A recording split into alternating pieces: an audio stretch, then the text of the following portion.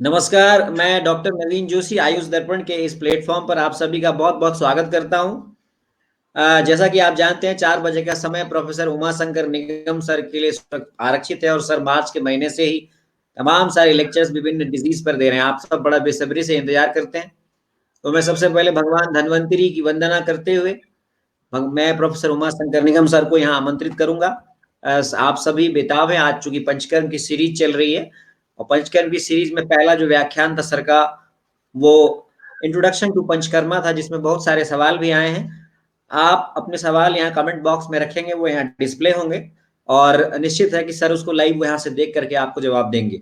नीचे साइड में comment box में आप अपने प्रश्न रखेंगे, लेकिन पहले आप लेक्चर सुनेंगे, विषय से संबंधित करेंगे और फिर मैं आप सभी को जो है उन प्रश्नों का उत्तर प्रोफेसर उमाशंकर निगम आपको लाइव देंगे।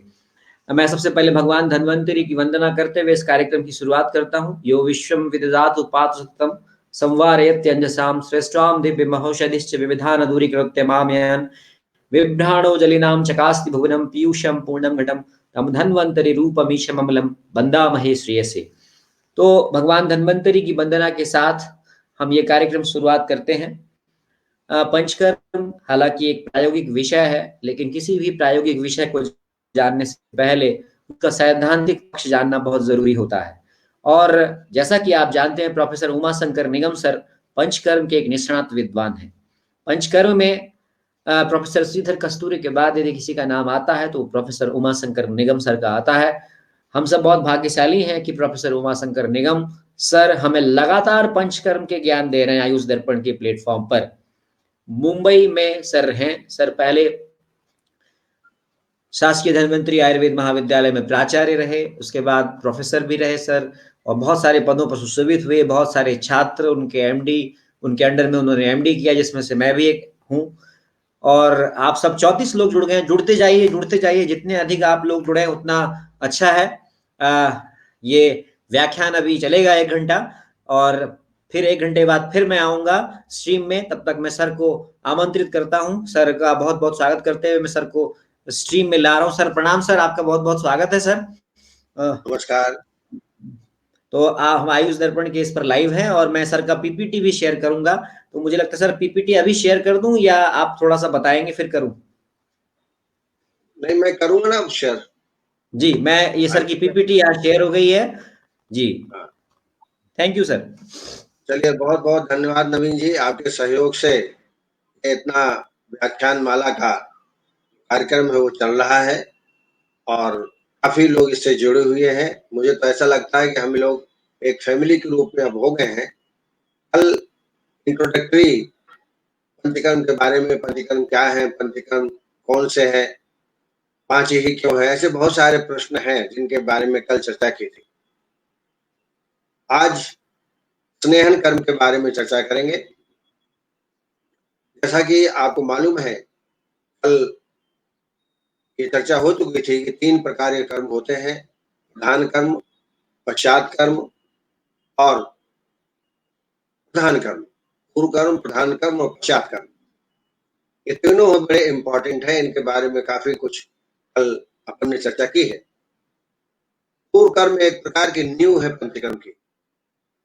अगर नींव मजबूत होती है तो हमारा मकान अच्छा बनता है। तो हमारे पूर्व कर्म यदि अच्छे ढंग से हम संपादित करते हैं तो निश्चित रूप से वमन और विरेचन निश्चित रूप से अच्छा होता है। इन पूर्व कर्मों के माध्यमों से दोषों को उत्कृष्ट किया जाता है, विसर्जित किया जाता है और पिघला करके दोषों को कोष्ठ में लाया जाता है। और कोष्ठ से जब आ जाते हैं तब उनको वमन या विरेचन के द्वारा बाहर निकाल दिया जाता है। ये इसका मुख्य उद्देश्य है। जैसे किसी कपड़े को साफ करना है तो पहले हम पानी में भिगोते हैं ताकि दोष विनित हो जाए, फूल जाए। बाद में उसमें गर्म पानी मिलाते हैं ताकि वो चलायमान हो जाए। अब बाद में साबुन लगा करके, सर्फ लगा करके उसको साफ कर देते हैं तो थोड़ा साफ हो जाता है। वैसे ही हमारा शरीर है। पूर्व कर्म के रूप में 3 चीजें हैं। पहला है पाचन, दूसरा है स्नेहन और स्वेदन।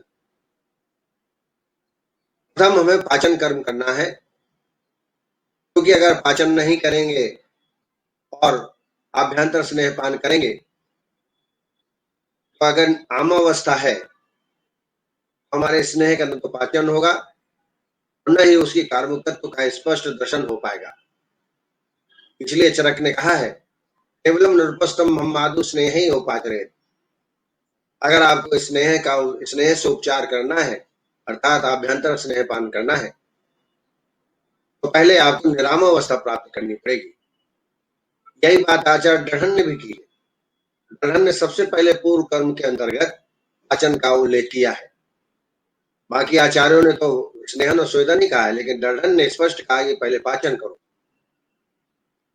प्रथम 3 दिन से 5 दिन तक पाचन औषधियों का हम सेवन कराते हैं, जैसे त्रिकटी चूर्ण 5 ग्राम भोजन के पहले दोनों टाइम, या पंचकोल चूर्ण 5 ग्राम भोजन के पहले दोनों टाइम, या अष्टांग लवण, दाढ़ीमास्टक चूर्ण, लवण भास्कर। रोगी के अनुसार, उसकी प्रकृति, उसके दोष के अनुसार से हम पाचन के लिए औषधि का चयन करते हैं। 3 से 5 दिन तक निरामावस्था प्राप्त होने तक हमको पाचक औषधियां देना है, ये हमको ध्यान में रखना है। जब पाचन हो जाए, निरामावस्था प्राप्त हो जाए, तब आभ्यंतर स्नेहपान की प्रक्रिया प्रारंभ होती है। और ये बहुत ही इंपॉर्टेंट पूर्व कर्म है। जैसा मैंने पहले बताया, यदि नींव मजबूत है तो मकान अच्छा बनेगा। वैसा ही स्नेहन स्वेदन यदि आपने ढंग से कराया है विधि पूर्वक, तो निश्चित रूप से पंचकर्म जो आप भवन विरेचन आदि करा रहे हैं, वो निश्चित रूप से अच्छा हो। स्नेह शब्द स्नेह धातु में धंच प्रत्यय लगाने पर बनता है, और जिसका अर्थ होता है लव, ऑयल, स्नेहता। आचार्य चरक ने स्नेहन की परिभाषा बताई है, वह क्रिया जिससे मृदुता आए, स्निग्धता आए, सॉफ्टनेस हो, लिक्विडिटी अर्थात द्रवत्व हो, पिछल भाव पैदा हो, ऐसे क्रिया को स्नेहन कहा गया है। स्नेहम स्नेहा विस्यन्द मार्दव क्लेद कारकम। और एक और परिभाषा बताई है चरक ने, स्नेहो अनिलम हंति मृदु को रुदिदेहम मलानाम बिनहति संगम। स्नेह के माध्यम से वायु का शमन होता है, शरीर मृदु होता है, और मल भी शिथिल होते हैं। तो बड़ा महत्वपूर्ण कार्य है स्नेहन कर्म। इसको बड़े धैर्य से विधिपूर्वक अपनाना चाहिए। जो स्नेह द्रव्याज होते हैं, जो हम स्नेह के द्रव्य हैं, जैसे घृत, वसा, मज्जा, तैल आदि, उनके गुण हैं स्निग्धता, गुरु, शीत, मृदु, द्रव, पिच्छल, सार, मंद और सूक्ष्म। इन गुणों के कारण स्नेह द्रव्य शरीर में कार्य करते हैं। अगर स्नेह के भेद पर विचार करें तो योनि भेद से 2 ही प्रकार का है, और यही क्लासिकल भेद है जो शास्त्रों में बताया गया है, स्थावर स्नेह और जंगम स्नेह। स्थावर का मतलब होता है वेजिटेबल ओरिजिन, जैसे तिल तैल, सरसव तैल, एरंड तैल, करंज तैल। जंगम जो एनिमल ओरिजिन है, जैसे घृत, मज्जा, वसा आदि। अब देखिए, एक सिद्धांत है चरक का, भेदता है भेदो अन्यथा भिन्नति। वर्णन करने वाला विद्वान अपने दृष्टिकोण से एक ही चीज के अलग अलग ढंग से वर्णन करता है। मैंने आपको कहा कि शास्त्र में से भी 2 ही भेद हैं, स्थावर स्नेह और जंगम स्नेह, लेकिन अनेक तरीके से हम क्लासिफिकेशन स्नेह कर्म को कर सकते हैं। पहला इंपॉर्टेंट है कर्मकत्व भेद से। इसमें 3 प्रकार का आभ्यंतर स्नेहपान है, ब्रह्मण्य स्नेह, शमन स्नेह और शोधन स्नेह। ब्रह्मण्य स्नेह वह है जो भोजन के साथ हम देते हैं, जैसे रोटी चुपड़ के हम खाते हैं, दाल में डालते हैं, दूध में डालते हैं, ये ब्रह्मण्य स्नेह। और ब्रह्मण का तात्पर्य होता है बृहत्तम यद बृहत्ता, शरीर को वृद्धि करने वाला है, दस रक्त धातु को पोषण करने वाला है। और शमन स्नेह, ये दोषों को शांति के लिए, दोषों को शमन करने के लिए दिया जाता है, और भोजन के काल में दिया जाता है, ताकि ये स्नेह जब हम आभ्यंतर लेवें, जल्दी ही ये विसर्पण हो जाए पूरे शरीर में, और इसका पाचन हो जाए और शमन की जो प्रक्रिया है, पाचन दीपन क्षुद्र व्यायाम आतप मारुताः, तो दोषों का उसी स्थान में जहां बढ़े हुए हैं उसको शमन कर देता है। और ये भोजन के आधा घंटे पहले 10 ml से 20 ml इसका मात्रा होती है। अनुपान उष्ण जल, इसको शमन स्नेह कहा जाता है। शोधन स्नेह, तो शोधन के अभिप्राय से अभ्यंतर स्नेह पान कराते हैं तो शोधन स्नेह कहलाता है। इसमें रात्रि का भोजन पच गया हो, प्रातःकाल मोशन होने के बाद 7 और 7:30 या 8 के बीच बढ़ी हुई मात्रा में जो स्नेह पान कराया जाता है उसको शोधन स्नेह कहते हैं। 25 ml, 30 ml या 50 ml से हम स्टार्ट करते हैं और इसलिए सुबह देते हैं ताकि दिन भर उसको पाचन करने के लिए समय मिल जाए, क्योंकि ज्यादा मात्रा में स्नेह दिया जाता है।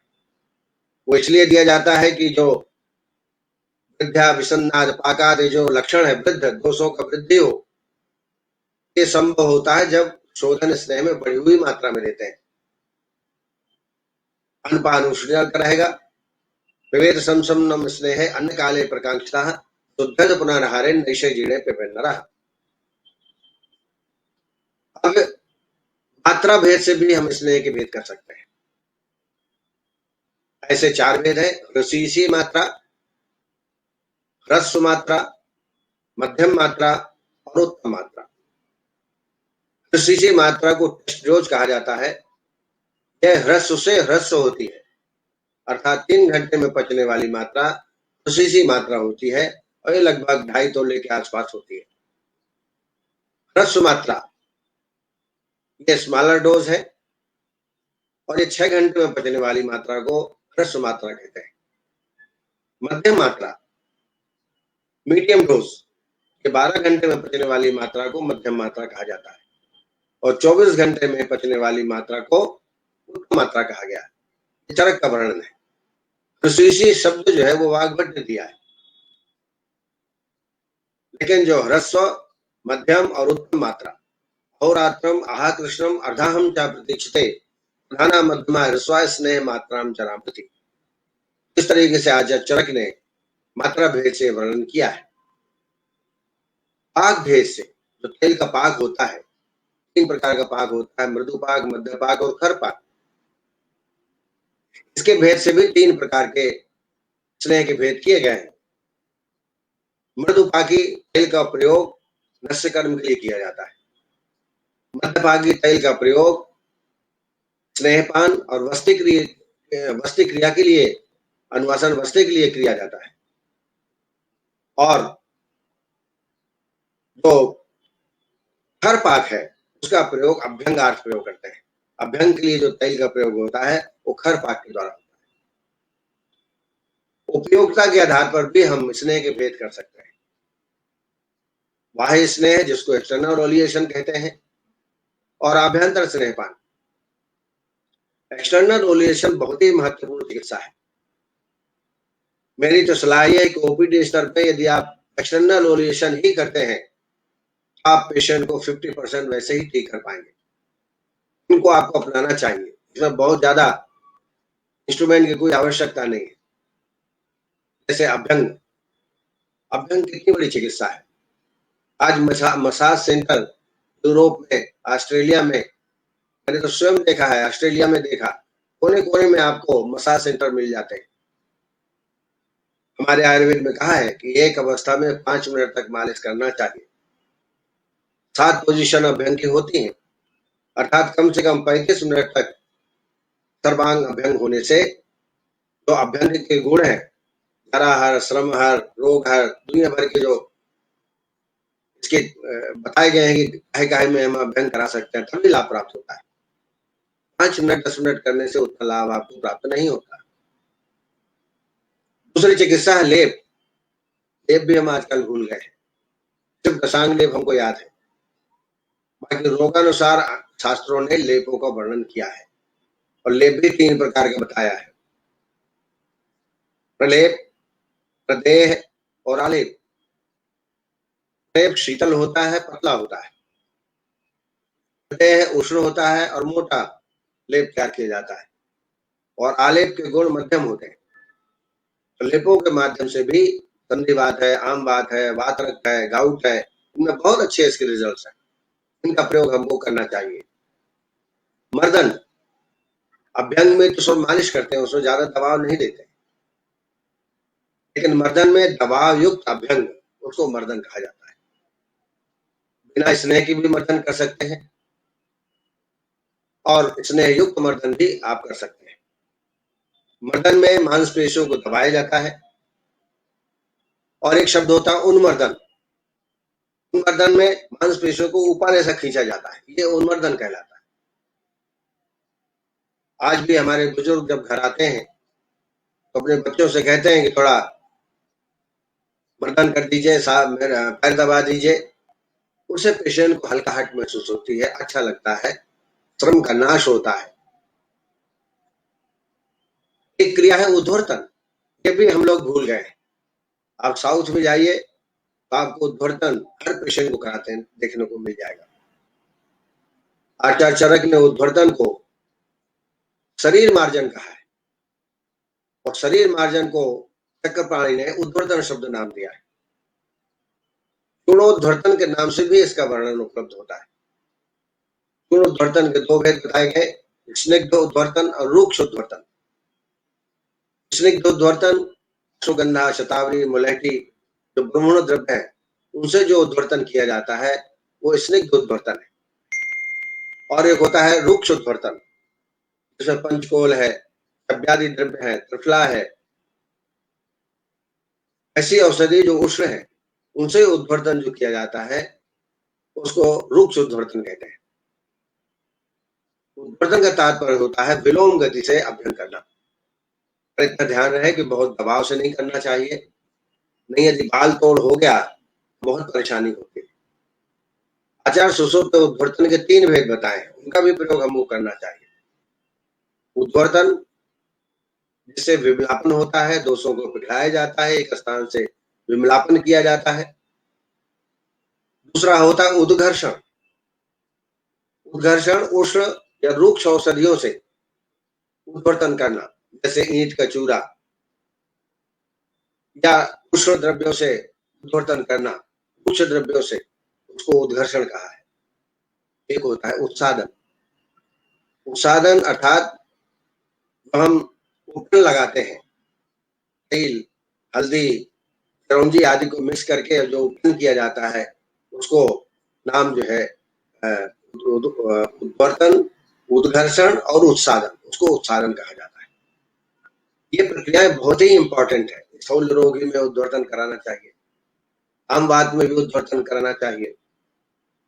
ऐसी अनेक व्याधियां हैं मांसगत जिसमें उद्वर्तन से हमें चिकित्सा लाभ प्राप्त हो सकता है। संवहन, हल्के हाथ से संवहन करना, स्पर्श करना, तेल युक्त और बिना तेल के, ये भी पेशेंट को उत्साह देता है। माँ का स्पर्श, माँ का संवहन कितना उत्साहित करता है आपको। पिता का संवहन, अनेक प्रकार के संवहन होते हैं, उनको हमको करना चाहिए।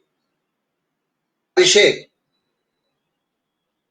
इसमें क्वाथ, तेल, घृत, कांजी आदि तैलों से सिंचन किया जाता है पूरे शरीर का, उसको बोलते हैं परिषेक।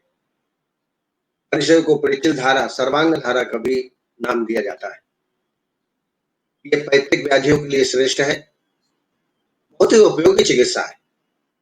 कई लोग परिषेक शिरोधारा को भी कहते हैं, शिरोधारा जो डालते हैं वो भी एक प्रकार का परिषेक है। जब शराब प्रदेश में होगा वो शिरोधारा कहलाया जाता है, जब सर्वांग में होगा तो सर्वांग धारा कहलाया जाता है। परिषेक is also very important method. गंडूस, मुख में औषधियों के क्वाथ का तेल का धारण करना, ये गंडूस है। जब हम इतना औषधि भर लें तो हम चारों तरफ न हिला पाए तो उसको गंडूस कहते हैं। और कवल में खुला करना, औषधियों को घुमा करके बाद में बाहर निकाल देना, ये कवल है। ये अनेक व्याधियों में बहुत ही उपयोगी चिकित्सा है। कई बार आपने देखा होगा निरंतर गुटखा पान आदि खाने से मसल्स रिजिड हो जाती हैं, मुंह नहीं खुलता। गंडूस के माध्यम से आप ऐसे पेशेंट को ठीक कर सकते हैं। भागवत ने 4 प्रकार का गंडूस बताया।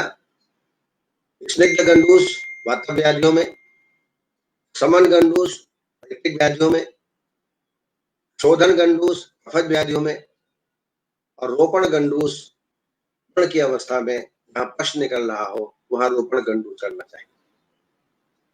तो गंडूस भी हमको ओपीडी लेवल में अपनाना चाहिए। मूर्ध तैल, ये तो बड़ी फेमस चिकित्सा है। मूर्ध तैल 4 प्रकार का है। अभ्यंग सेक पिचवाह वस्ति सेठ चतुर्विधम चरो अभंग धारण चरोधारा चरोबस्ती, इसके माध्यम से आप चिकित्सा करें। आज शिरोधारा वर्ल्ड के पूरे संसार में इसकी चिकित्सा हो रही है। आप जहां जाएंगे मूर्ध तारा मूर्ध तर्पण आपको जरूर मिलेगा। कर्ण पूरण, आज भी हमारे बुजुर्ग कानों में सरसों तेल डालते हैं, तिली तेल डालते हैं, आज हम भूल गए हैं। कर्ण पूरण भी करना चाहिए। इसलिए आज पेशेंट टिनिटस के, बहरापन के, ऐसे बहुत सारे पेशेंट मिलते हैं। लेकिन यदि प्रतिदिन हम कर्ण पूरण करेंगे तो ऐसे पेशेंट नहीं मिलेंगे। अक्षी तर्पण, ऑप्टिक डिजेनरेशन, क्रिमिनल ग्रैंड में कोई दिक्कत हो जाए, अक्षी तर्पण से बड़ा लाभ होता है।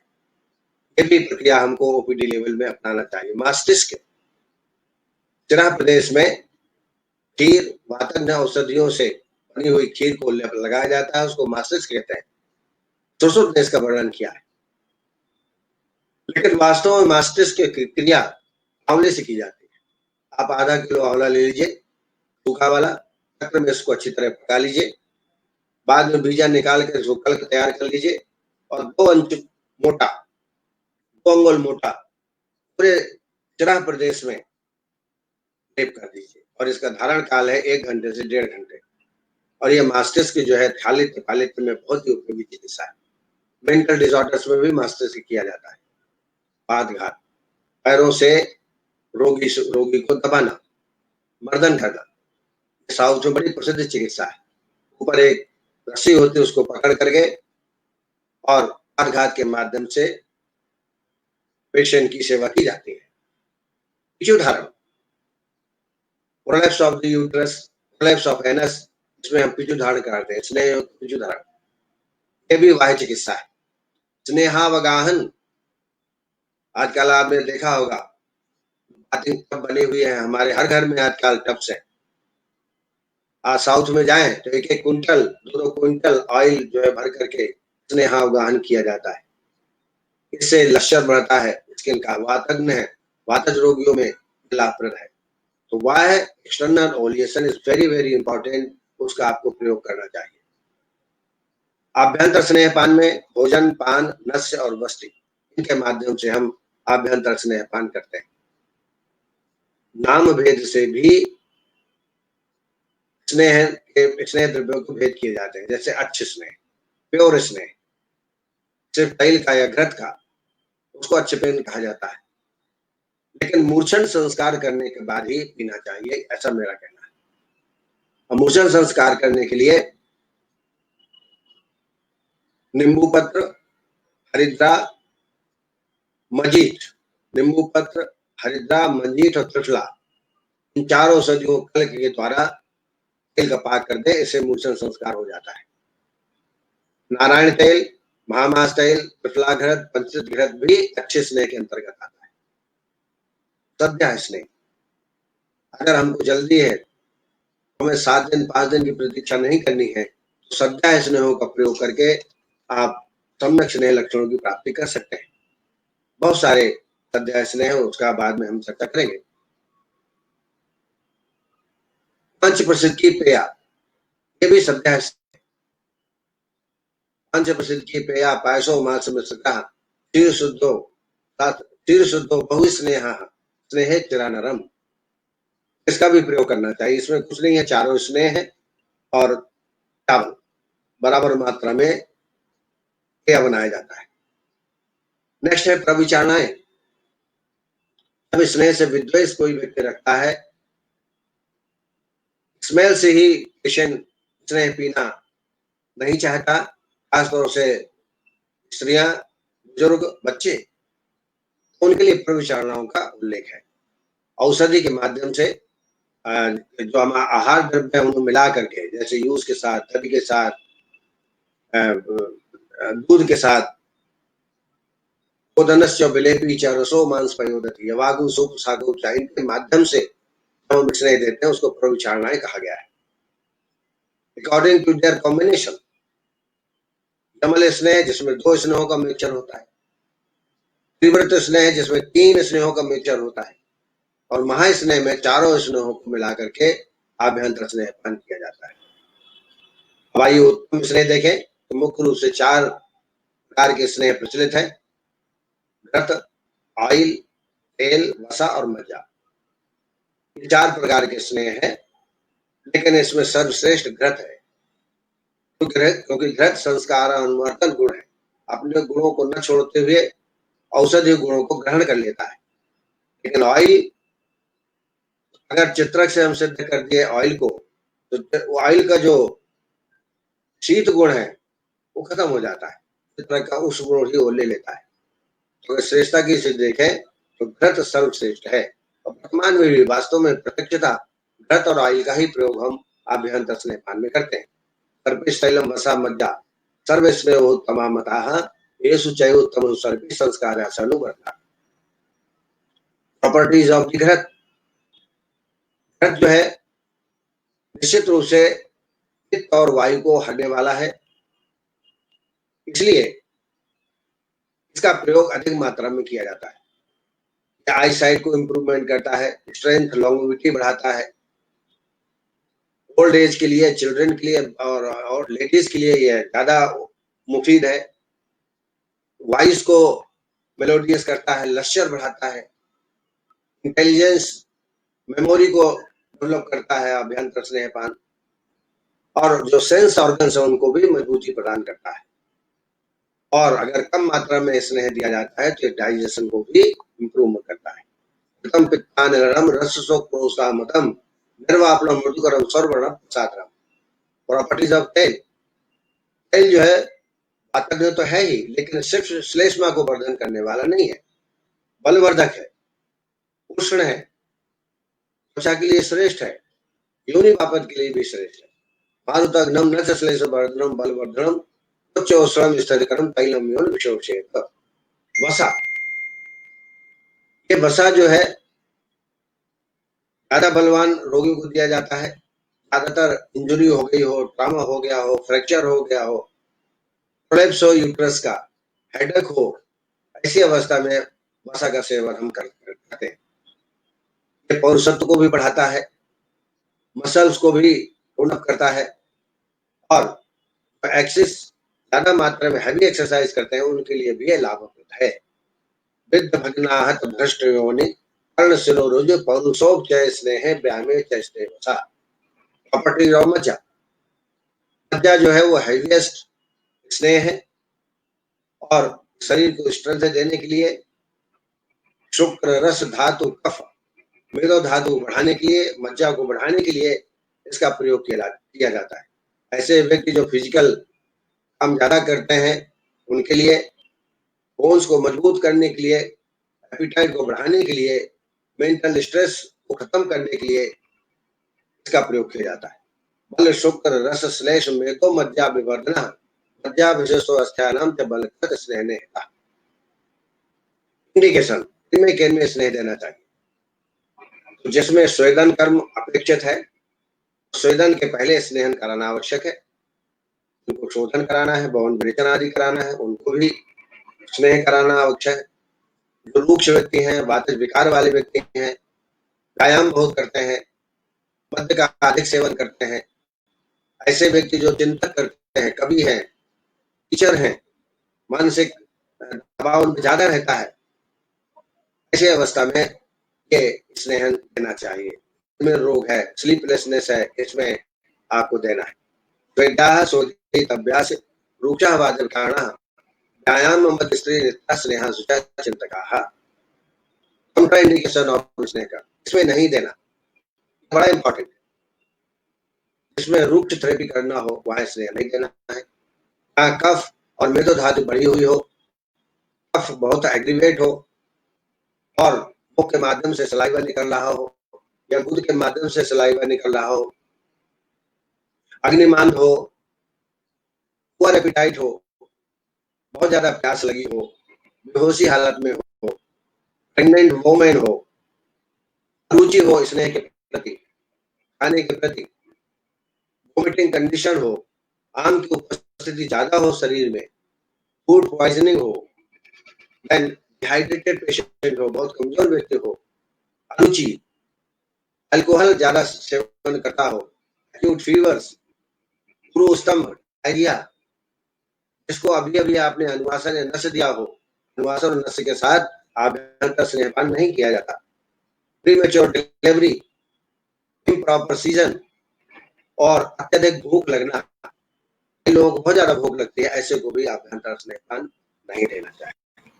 संशोधनाद्रते एषां क्षम संप्रोक्षेत न तेषां स्नेहनं तत्सम उष्ण कफ वेदसाम् अभिष्णयानान गुदानित्य मंदाग्नेस्य कृष्णामूर्छा परिकाश गर्भण्यस्थान सुषुड़ा।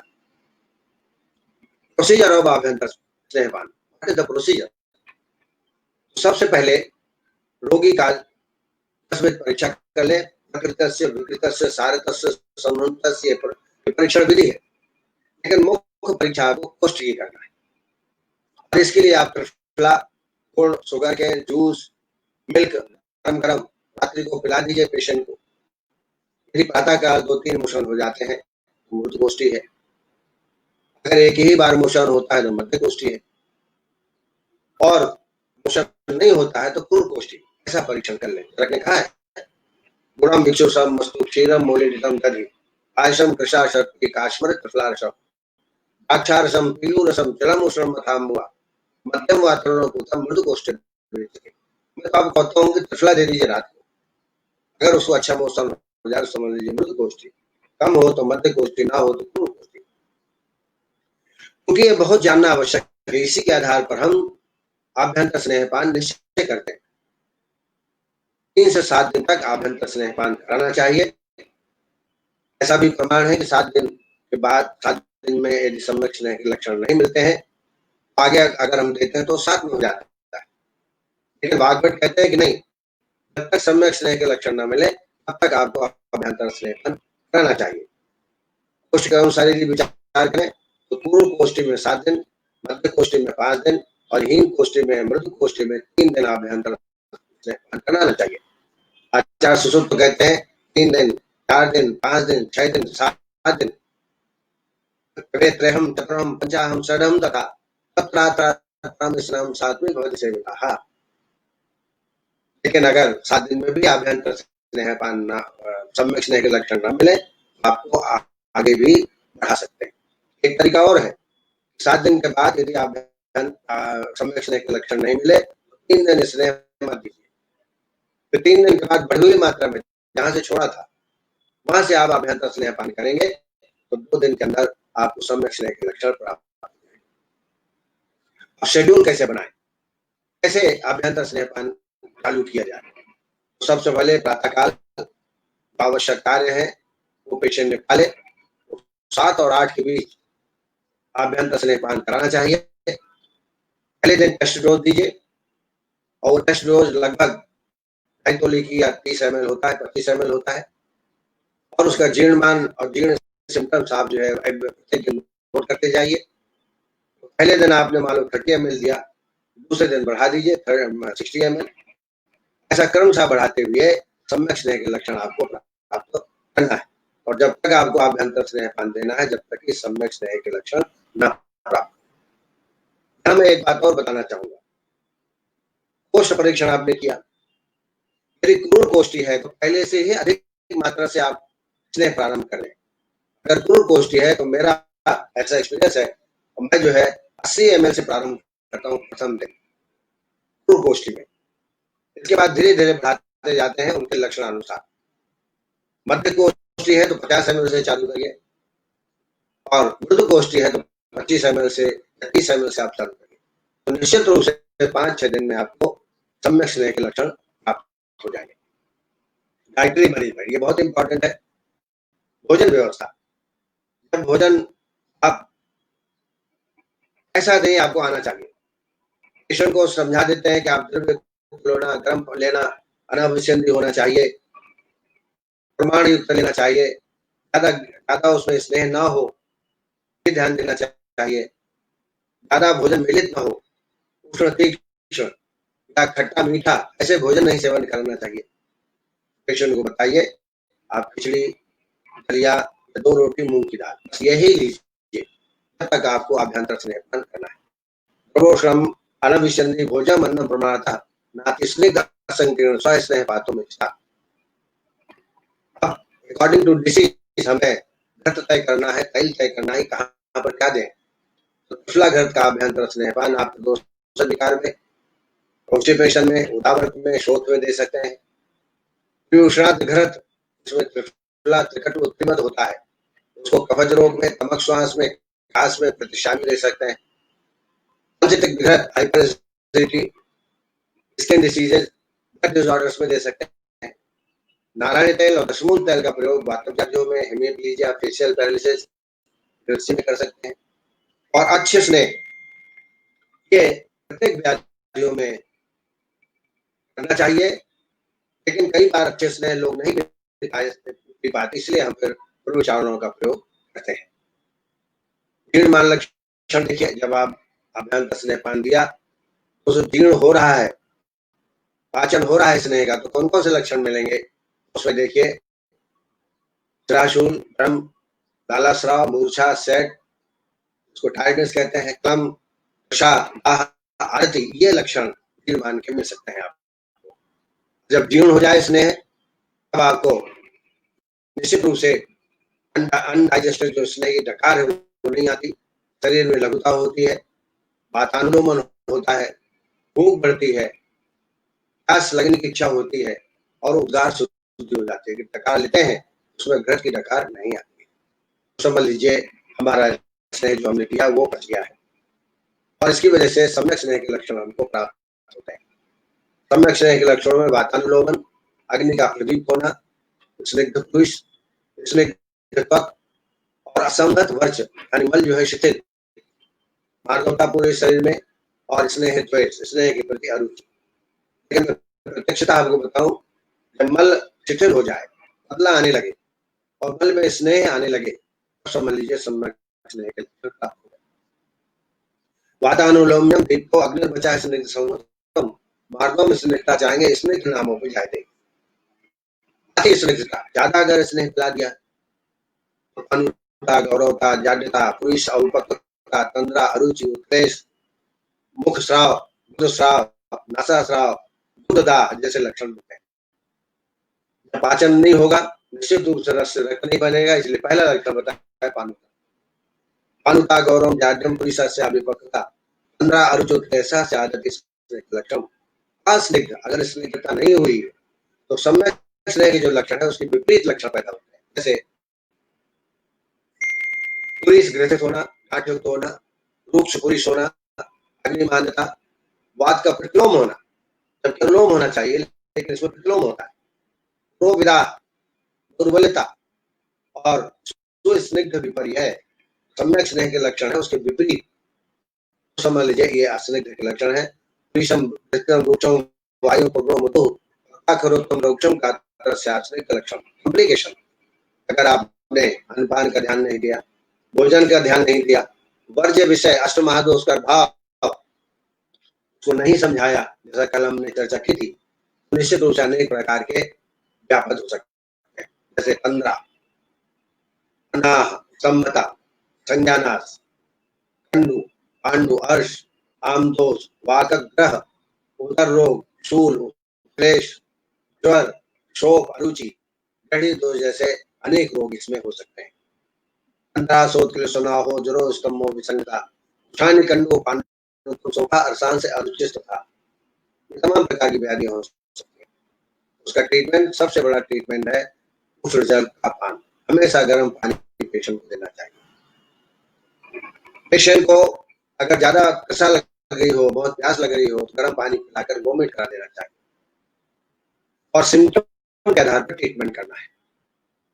इसके अलावा तकरारिष्ट, रूपचहार, गोमूत्र और त्रिफला ये व्यापकों में बहुत ही उपयोगी है।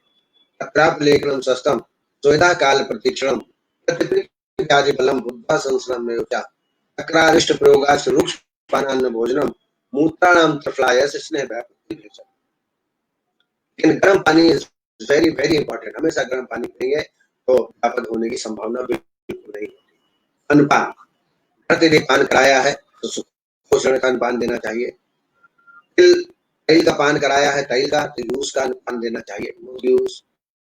और वसा मज्जा यदि पान कराया है तो मंड का प्रयोग करना चाहिए। लेकिन यदि यह उपलब्ध न हो तो सभी स्नेहों में गर्म पानी का सेवन करा सकते हैं। लेकिन चाल मोरगा तेल और भल्ला का तेल में उसी जल का अनपान नहीं लेना चाहिए। मैनेजमेंट, स्नेह पान कराने के बाद क्या चीजें आपको ध्यान में देना है? सबसे पहला है गर्म पानी पिलाना, गर्म पानी से स्नान, गरम गरम खाना खिलाना, ब्रह्मचर्य व्रत का पालन करना, दिन में या रात्रि जागरण नहीं करना, नेचुरल वर्जेज है वेग विधारण बिल्कुल नहीं करना चाहिए, exercise, loud speech, anger, anxiety, cold और सन इसको अवॉइड करना चाहिए। इसके अलावा ज्यादा देर तक बैठना, ज्यादा घूमना ये बिल्कुल नहीं करना चाहिए। बेड रेस्ट लेना चाहिए सुटेबल पोर्शन में। रात्रि जागरण भी नहीं करना है। स्मोक, फ्यूम्स, डस्ट से बचाव करना है। ये पेशेंट को समझा देना चाहिए। श्रोतकोपचारी स्यात्, ब्रह्मचारी छपास्यात्, सक्तन्मुतो अनुग्रहात् अनुदीर्णास्य धारेत्, व्यायामं मुच्चैर्वचनं क्रोधशोको हिमात्मको, वर्जेत् प्रवातं च सेवेत् शयनासनम्। अच्छे से, जैसे मैंने पहले बताया था, मूर्छित तेल, मूर्छित घृत, नारायण तेल, महानारायण तेल, पंचतीर्थ घृत, ये सब अच्छे स्नेह के अंतर्गत आते हैं और स्नेहों में ये श्रेष्ठ है। अच्छपान ही कराना चाहिए। लेकिन जब अच्छपान पेशेंट नहीं कर पाता, स्नेह से द्वेष रखता है, तो जो कैरियर है, भोजन के पदार्थ है, उनके साथ मिला करके स्नेह देना प्रविचारणाएं कहलाता है। मुख्य रूप से 64 प्रविचारणाएं होती है रस के अनुसार से, लेकिन 24 प्रविचारणाएं को जानना आपको आवश्यक है। उसके अलावा भी दूध के साथ देना, जूस के साथ देना, दही के साथ देना, यवागु के साथ देना, सूप्स बना करके स्नेह देना, ये प्रचलित है। मैं हमेशा दूध के साथ या यूज के साथ, दूध यूज के साथ अभ्यंतर स्नेह पान देते हैं प्रविचारणाओं के माध्यम से, और उससे पेशेंट अच्छा लगता है। लेकिन आप अनेक विधियां हैं, शास्त्रों ने बहुत सारे उदनस्यो बलि पीचारसो मांस पयोदधि, यवागु सूप साको चायुषा कामिलखड़ा, सक्त वस्तिल पिष्टम च मदन लेहस तथैविचा, अच्छम अभिंजन वस्ति तथा चौत्र वस्त्या, गन्नुषा कर्ण तैलम नष्टा कर्मा की तत्वम, चतुर्विंशति का स्नेह से प्रविचारणा है। सद्याश्रय, जैसे मैंने पहले बताया था, यदि सद्याश्रय देना है, वाघ भट्टे ये 6 प्रिपरेशन बताए, मीट जूस, मांस रस और घृत भाजित पेय का सेवन, स्नेह द्रव्य, पाउडर ऑफ तिल, खड़ित, इनको मिला करके स्नेह तिल खड़ित उत्कृष्टा, मिल्क और घृत से बनाई हुई पेय का सेवन, कर्ड यानी दही, दही में गुड़ मिला करके सेवन करना, सद्या स्नेह। लेकिन ये सब न कर पाए, आप सिर्फ सैंधव नमक मिला करके आप अभ्यंतर स्नेह पान करेंगे तो भी सद्या स्नेह के लक्षण प्राप्त होते हैं। सीजन के आधार पर, समय के आधार पर भी, उसके आधार पर भी हम तय करते हैं स्नेह पान कैसे करना। जैसे समर सीजन में जब वात पित्त की प्रधानता हो तो स्नेह हमेशा सायंकाल देना चाहिए। ठंडी की ऋतु हो, कफ की स्थिति हो, तब स्नेह पान हमेशा दोपहर को देना चाहिए। और निम्न अवस्थाएं हैं, जैसे कफ की वृद्धि हो, वात और पित्त हो, वात और कफ हो, पित्त और कफ हो, हमेशा दिन में ही अभ्यंतर स्नेह पान कराना चाहिए। घृत का अभ्यंतर स्नेह पान शरद ऋतु में, क्योंकि पित्त प्रधान होता है। वसा मज्जा का प्रयोग विशाख में, और आयल का प्रयोग हमेशा श्रावण ऋतु में करना चाहिए। और अत्यधिक शीत और उष्ण की अवस्था में स्नेह पान नहीं कराना चाहिए, ये आपको ध्यान देना है। सर्पी शरदि पात्रम वसा मज्जा च माधवे, तैलम प्रावृष्णातुर शीतम स्नेहनम प्रेमे नरः, वात पित्तादिको रात्रो उष्णे चापि प्रेमे नरः, श्लेष्मादिको देवासीते प्रेमे चामन भास्करे। इस तरीके से ये बहुत जरूरी है। जब आप अभ्यंतर स्नेह पान कराते हैं तो उसके बाद की जो परिचर्या है, दैट इज वेरी इंपॉर्टेंट। हमेशा उष्ण जल का सेवन कराएं, यात्रा न करने दें, बहुत तेज न बोले। तो अष्टमहादोष का भाव है, उनको भी पेशेंट को शिक्षित करना चाहिए। उच्चैर भाषम प्रतिक्षोभम अतिचंक्रमणासने अजीर्णा अहित भोजे च देवा शुक्लम च मैथिलम। जो अष्ट महादोष का भाव है वो पेशेंट को अवश्य समझाना चाहिए, तभी सम्यक। आजकल क्या है, पेशेंट भर्ती नहीं होना चाहते, ओपीडी स्तर में अभ्यंतर स्नेहपान कराना चाहते, तो उनको शर्त बता दें, ठीक है आप घर में रहिए, लेकिन ये काम जो हम बता रहे हैं वो आपको करना है। पुरुषोदकोपचारी साध ब्रह्मचारी तपास। और आप हमेशा जब अभ्यंतर स्नेहपान का समय है 7 और 8 बजे, टेलीफोन से पेशेंट से चर्चा कर लीजिए, आज माला प्रवृत्ति कैसी हुई है, उसके आधार पर अगली मात्रा तय करना है। जरूरी नहीं है कि आज 30 ml दिया तो कल 60 देना, आज 60 दिया है तो कल 90 देना। पेशेंट के आधार पर हमेशा जो 3-4 लक्षण है वो हमेशा रोगी में नोट करिए, उसके आधार पर आप क्रमशः बढ़ाते जाइए। जरूरी नहीं है कि बढ़ाना है। मान लीजिए आज 60 ml दिया है इसने और कल पेशेंट को 3 बार मोशन हो गया तो 60 ही दीजिए, दूसरे उसको बढ़ाइए नहीं।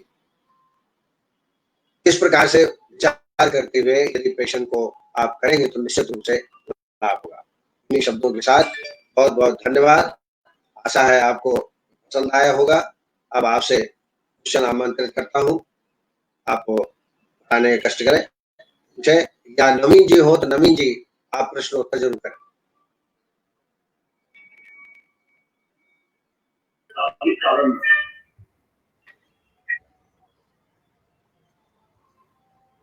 सर नमस्कार।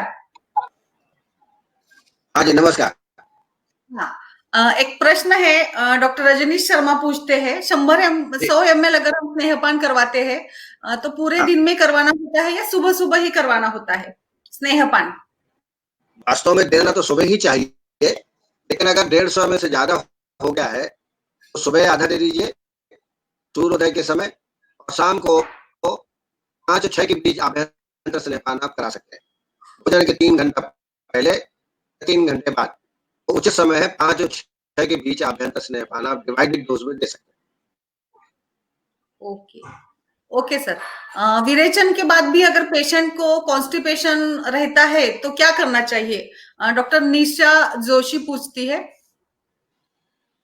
वास्तव में सही है कि जब हम विरेचन करा देते हैं उसके बाद जब संसर्जन क्रम करते हैं, क्योंकि संसर्जन क्रम में हम पेया विलेपी जूस मांस रस आदि देते हैं तो मल उतना बनता नहीं है, कई बार मल प्रवृत्ति नहीं होती, उसकी चिंता नहीं करना चाहिए। जब उस समय का आहार विहार लेना चालू करेगा मल प्रवृत्ति भी ठीक होना प्रारंभ हो जाएगी। लेकिन विरेचन अच्छा हो ये ध्यान देना है, कम से कम 20 से 25 वेग आना चाहिए। आपका जो विरेचन कल्प है वो इस तरीके का हो कि विरेचन अच्छा हो। दूसरी बात, जैसे मैंने अभी बताया, स्नेहन बहुत ही इंपॉर्टेंट है, स्नेहन और स्वेदन बहुत ही इंपॉर्टेंट है। यदि आपने अच्छा स्नेहन और स्वेदन किया तो विरेचन भी अच्छा होगा। Thank you sir. स्नेहपान के दौरान डाइजेशन इंप्रूव या स्नेह का अच्छे से डाइजेशन हो, इसके लिए हमें कौन से मेडिसिन का यूज करना है? डॉक्टर हेमलता पूछती है। देखिए, चूंकि क्रम बताया 30 दिया है तो 60 देना है, इस प्रकार से देना है। ऐसे अवस्था में इकट्ठा यदि स्नेह देते हैं, मान लीजिए आप कोष्ठी है और उसको आपने 100 ml दे दिया, निश्चित रूप से अग्निमान हो जाएगा। आप हवन करते हैं, आपने देखा होगा थोड़ा थोड़ा घी डालेंगे तो अग्नि का प्रज्वलन होता है, लेकिन ज्यादा घी डाल देंगे तो अग्नि बुझ सकती है।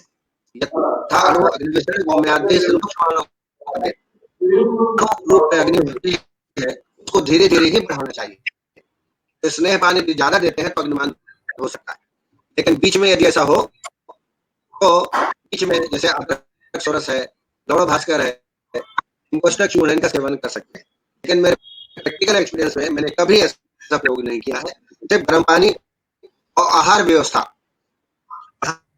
पर भी हम ध्यान नहीं देते हैं। जैसे मैंने बताया भोजन अन्नम प्रमाता, ऐसा अन्न देंगे कि पाचन ऑटोमेटिकली होगा और कॉन्स्टिपेशन की और ऐसी अवस्था पेशेंट में नहीं आएगी। बिल्कुल सही सर। डॉक्टर वंदना जी पूछती है, एक सामान्य जो लोग होते हैं उनके लिए, जैसे कि टी कॉफी या मिल्क प्रोडक्ट्स, बेकरी प्रोडक्ट्स का हम इस्तेमाल करना उनको मना करते हैं, तो इसकी वजह क्या है? इसका एक एक्सप्लेनेशन आप दे सके तो अच्छा रहेगा। ऐसा फिर से पूछिए। नॉर्मल सामान्य लोगों के लिए? फिर से पूछे, रिपीट करिए। अच्छा, सामान्य लोगों को समझने के लिए टी, कॉफी, कोल्ड ड्रिंक्स या बेकरी प्रोडक्ट्स या फर्मेंटेड फूड जो होता है तो उसे हम मना करते हैं, तो क्यों? इसका रीजन क्या है? क्यों मना करना है? निश्चित है संसर्जन, अच्छा सामान्य रूप से कह रहे हैं आप, सामान्य रूप से क्यों वर्जित है? निश्चित है ये विरुद्ध आहार है। आपने देखा होगा जो फास्ट फूड, जंक फूड होते हैं उसमें मीठा भी होता है, खट्टा भी होता है, गर्म भी होता है, और वो शरीर के लिए नुकसानदेह होता है। तली वाली चीजें खाएंगे तो अग्निमांद होता है। आप अगर विरुद्ध आहार का सेवन करेंगे तो नुकसान पहुंचेगा। निश्चित रूप से ये वर्ज्य विषय है, ये तो बिल्कुल असेवनीय है। और खासतौर से पंचकर्म जब आप करा रहे होते हैं, आहार व्यवस्था तो आपको ध्यान में बहुत रखना है, अभी आपका पंचकर्म सक्सेस होगा। सर बिल्कुल सही कहा आपने। वैद्य के लिए या सामान्य लोगों के लिए इसके कार्य कारण मीमांसा बताएंगे तो ज्यादा बेहतर रहेगा। Exactly why to avoid such type of food materials? बताया ना, क्यों अवॉइड करना है? आप यदि अवॉइड नहीं करते हैं तो निश्चित है अग्निमांद होगा, विस्माग्नि होगी, दुनिया भर के रोग आप देखें, संग्रहणी हो, अतिसार हो, सबके मूल कारण आम है। अस्तु पक्वामो वा प्रोतम ग्रहणी गता इतने सर्वनानु प्रायः विदयते। तो ऐसे अहित आहार विहार का सेवन तो बिल्कुल नहीं करते। जैसे शास्त्रों में बताया अष्टविध विशेष आयतन, 12 प्रश्न विचार, बहुत सारे आहार विधियां बताई हैं, उनका प्रयोग निश्चित करना चाहिए और तभी हम स्वस्थ रहेंगे। नरोहित आहार विहार से भी समीक्षकारी विशेष सकता दाता समाज सत्य प्रा समामान आपको से भी बहुत होगा। आरोग्य को पहला लक्षण वही बताया। यदि अहित आहार विहार का सेवन करेंगे निश्चित रूप से आपकी आयु में दिक्कत आ जाएगी और अनेक प्रकार की व्याधियां भी उत्पन्न हो सकती हैं। सर बिल्कुल सही कहा आपने। डॉक्टर हेमलता जी पूछती है स्नेहपान का, अगर अभी तो स्नेहपान डेली दिया जाता है तो ये उचित है क्या? मॉर्निंग में जो हम स्नेहपान देते हैं तो ये उचित है क्या? उचित है, बिल्कुल उचित है और शास्त्रगत भी है। हमेशा प्रातः काल सूर्य सभी ऋतुओं में देना उचित रहेगा? नहीं, सभी ऋतुओं में नहीं। मैंने अभी बताया आपको, यदि ज्यादा गर्मी हो, वातपित्तिक रोग हो, सायंकाल स्नेहपान कराना चाहिए। और यदि शीत ऋतु हो, बहुत ज्यादा कफ की अधिकता हो, प्रकृति का आदमी हो, सूर्य उदय के बाद बाहर को स्नेहपान कराना चाहिए। वातपित्तादिको रात्रौ उष्णे चापि पिबेन्नरः श्लेष्मादिको देवासीते पिबत्यामल भास्कर सर्वे सरदि पातव्यम वसा मज्जा च माधवे, जो बताया है निर्देश है। इस तरीके से आपको स्नेहपान की व्यवस्था करना। मंडली प्रातः काल, हाँ ये भी एक अति उष्ण और अति शीत अगर ऋतु है उस अवस्था में भी स्नेहपान न करें। अति शीत है तो दोपहर को करें, अति उष्ण है तो प्रातः काल स्नेहपान करें। ऐसी व्यवस्था है शास्त्रों में। Okay sir, thank you. Doctor Balkrishna माहुर पूछते हैं हाइपरटेंशन के पेशेंट को भी घृतपान करा सकते हैं क्या? बिल्कुल करा सकते हैं। तो हमने प्रैक्टिकल देखा है और हमने रिसर्च में, मेरी तो 54 साल की प्रैक्टिस है, मैंने ये सब देखा हुआ है। आप जैसे पांडु रोग है, आंवला है, आंवला में तो घृत बिल्कुल नहीं देना चाहिए, लेकिन वहां बताया कि तीक्ष्ण तत्र पांडवा मई तीक्ष्ण ऊर्ध्वलोम कई है संशुद्ध मृदुस्त के कामली तो विरेच नहीं है। अगर विरेचन करना है तो अभ्यंतर स्नेहपान करना ही पड़ेगा।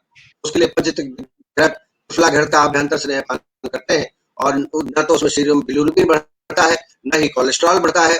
अगर थोड़ा बहुत बढ़ा भी विरेचन या बमन जब आप कराने वाले हैं उससे बिल्कुल नॉर्मल की स्थिति आ जाती है। इसलिए है की बात नहीं है। हाँ ये जरूर है कि हाइपरटेंशन है तो साथ में कुछ दवाएं भी मेंटेन करने के लिए देना चाहिए। तो आप जो दवा दे रहे हैं वो दीजिए, लेकिन विरेचन के बाद, बमन के बाद दवा आप धीरे धीरे कम कर सकते हैं। बिल्कुल सही सर। नेक्स्ट क्वेश्चन है डॉक्टर आशा तांडल पूछती है कभी कभी जब हम स्नेहपान देते हैं तो उसके दौरान पेशेंट को वोमिटिंग सेंसेशन होता है, तो उस दौरान हमें क्या करना चाहिए? स्नेहपान ये बात सही है। कई बार जैसे स्त्रियां हैं, वृद्ध हैं, बच्चे हैं, उनको देते हैं तो कभी कभी उद्गार और उल्टी जैसा लगने लगता है। ऐसी अवस्था में क्या करना चाहिए? मैं आपको सजेस्ट करूंगा कि नींबू सरस पानी मिला करके थोड़ा रखें पास में और ऐसा कुछ लगे तो इसका सेवन कराएं। या इलायची है, सौंफ है, लौंग है, इनका भी सेवन आप करा सकते हैं। और टेस्ट लेके स्नेहपान न करें। तो आदमी बहुत धीरे धीरे पान करता है, उसको ऐसी कंडीशन ज्यादा आती है, आप उसको पिला दें तो कई बार गंध से भी पेशेंट को उल्टी आती है। ऐसे कई बार पेशेंट है उनको उल्टी होती है, लेकिन ये व्यवस्था करने से बिल्कुल नहीं होगा। दूसरी बात, पोस्ट में आम नहीं होना चाहिए।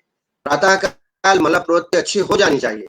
अगर मल प्रवृत्ति हो गई, खाली पेट है, तो पेशेंट को तकलीफ नहीं होती। लेकिन शुरू से ही जिसको हमने घृत के प्रति मैंने कई देखा है, कई लेडीज को देखा है, मेरे पेशेंट ऐसे, उनको सुगंध से नफरत है, खाने को छोड़िए आप।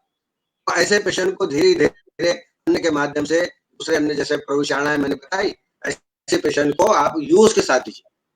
यूज के साथ देने से बहुत अच्छा रहता है। यूज में नमक भी रहता है, मुद यूज आप दाल बना लीजिए और दाल में मिला करके दीजिए, तो ये उल्टी की प्रॉब्लम बिल्कुल नहीं होगी। दुग्ध के साथ हो सकती है, लेकिन यूज के साथ बिल्कुल नहीं।